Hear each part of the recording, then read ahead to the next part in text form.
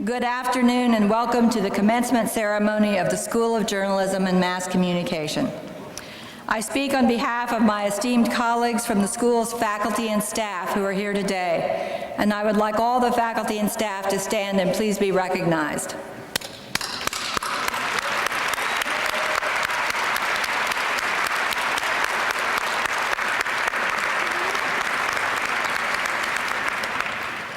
The Smith Center is a large building, probably too large for this commencement. But we hold commencement here because we want every single family member who wants to attend to be able to come. We don't believe in rationed tickets for an event as important as this one.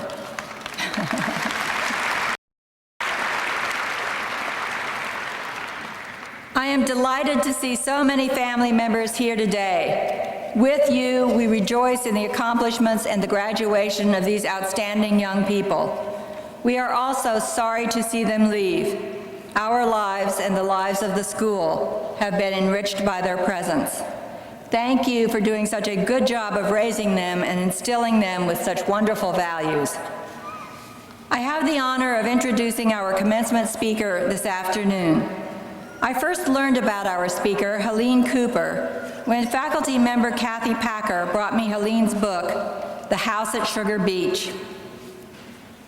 Has a yellow jacket.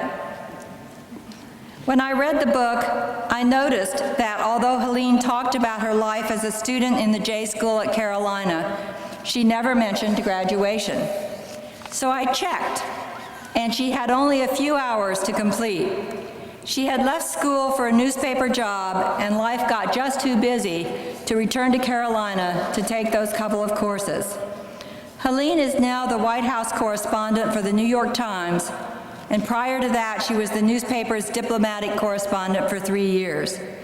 She also worked for the Wall Street Journal, covering international trade, foreign policy, and economics.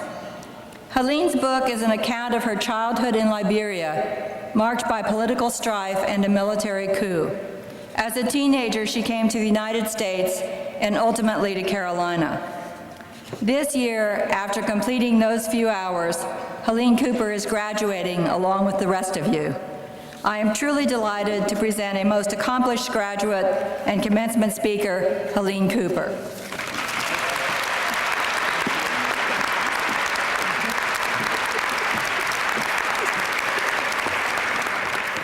Hi, thank you, Dean Folkerts. You are now going down in my personal history books as my most influential professor, since it's because of you that I came back to finally get the degree that I set out to get way back in the 80s. And the best part is I don't have to take the swim test. Happy Mother's Day to all the moms and grandmoms and great-grandmoms out there.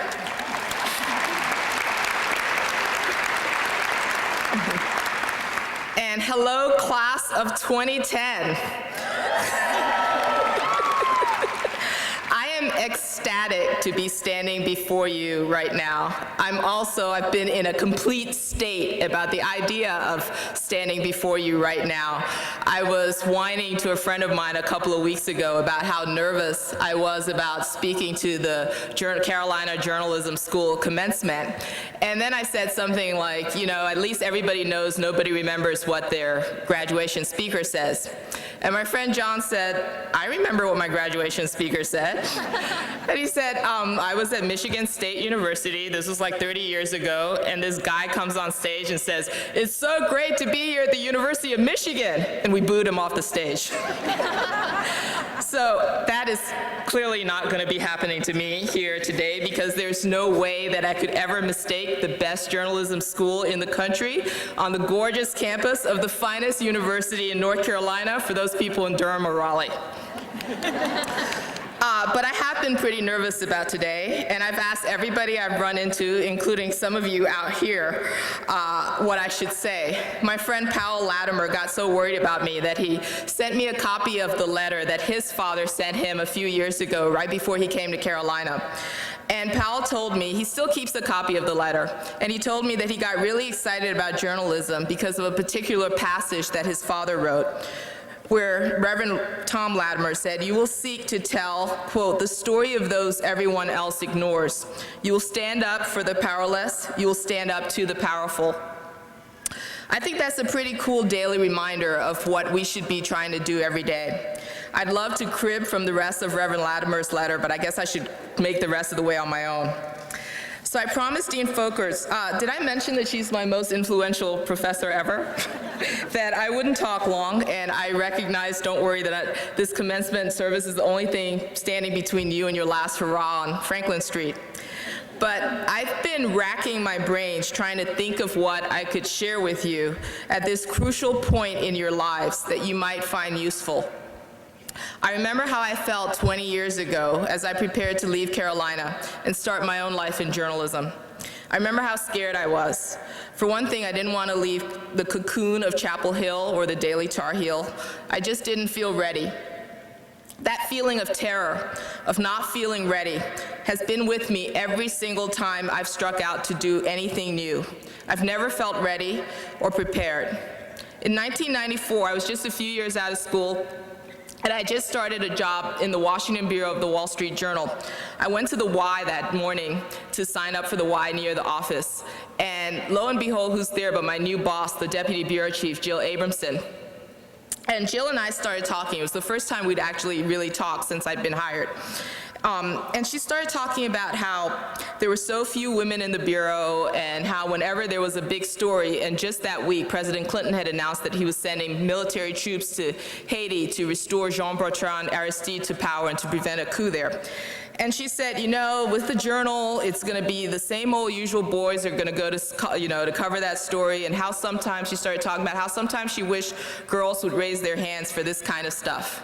And then she looked at me. So of course I'm standing there, I was like, I'll go, are you kidding, I'll go. And the next thing I knew, literally, it was like 24 hours later, I was on a plane to the Dominican Republic with $1,500 cash in my socks, my backpack, a laptop, and that fear in the pit of my stomach, this feeling that's just saying, what the hell are you doing? You are not ready for this. I ended up on the border of Jimane in this no man's land between the Dominican Republic and Haiti for 3 days with a bunch of other reporters until we figured out how to bribe our way across. And I hitched a ride to Port-au-Prince with this reformed gunman in his Nissan Pathfinder. I ended up in Haiti for a month, covering the aftermath of the invasion and the riots in Cité Soleil.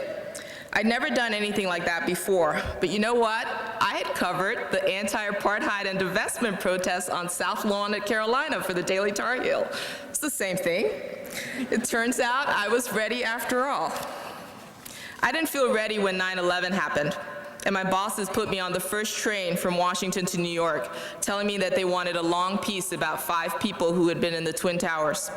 I remember sitting on that Amtrak car with my stomach literally cramping, thinking I had no idea how to cover this kind of tragedy. I didn't think I would know how to talk to the people who had lost people in the Twin Towers. When I got to New York, I went to a union meeting for Windows on the World, that restaurant that was at the top of the World Trade Center. And I found this cook, John Haynes, a breakfast cook, who was supposed to have been at work that day, but instead one of his very close friends, another cook, Moises Rivas, had decided to work in his place that morning. So Moises had died, and John Haynes had lived. I spent a month with John Haynes, pounding the pavement, putting up posters of Moises, going with John Haynes to the welfare office for him to get his support check. We kept running into Moises' widow, Elizabeth. I went to Moises' funeral with John Haynes. I kept wondering how I would ever manage to do this story justice, to tap into the grief and the survival's guilt that he felt. How would I manage to get across this steel cable of human loss that we all were feeling after 9/11? And then I remembered how I felt when my own world fell apart when I was 14 years old during a military coup in Liberia. And I remember how I felt after my sophomore year at Carolina when I learned the news that my father had died in Liberia. I remember that feeling, this ringing feeling in your ears, where it's as if all these things are happening around you and you feel like you're being subsumed in the horror of it. So you concentrate on the daily minutia just to get through. That's what September 11th felt like. I knew that feeling. I could talk to John Haynes, and I could tell his story. It turns out I was ready after all. I certainly didn't feel ready to go to war when I embedded with the 3rd Infantry Division for Iraq. I'm the world's biggest pansy. My family was horrified at the idea. But a friend of mine, Amy Schatz, gave me a book by Ernie Pyle called Brave Men to read on the plane on the way to Kuwait. If you've never read Brave Men, I recommend it highly. Up until I read it, I wasn't sure why I was going to Iraq. I knew I would be embedded with the US Army, so I would only be seeing their perspective. As a reporter, that was hard for me. I wouldn't be able to tell the story of what was happening to the Iraqis or what the ordinary Iraqis would be going through. But then I read Brave Men, which is his account told completely from the point of view of the American GI of World War II and what the American soldiers went through. It's a fabulous account of frontline journalism at its best, and it clarified for me what I was there to do. We, as a country, had decided to send these kids to Iraq to fight, for whatever our reasons were at the time. My job as a journalist was to show exactly what we were asking of them. I could do that. I was terrified, but you know what? I was ready. I know most of you are probably sitting here right now thinking how terrified you are of what's out there. What you may not realize is just how ready you are for whatever may come your way. You've just received the best education in the world right here on this beautiful campus. Every single person you've met, every fight you've had, every love you've lost, every disappointment you've endured, including ending up at the NIT instead of the NCAA this year, has prepared you, just like it prepared me.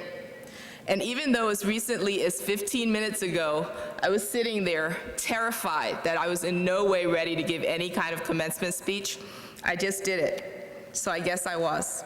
And you know what else? You guys are so ready too. My best to all of you, and go out there and kick butt.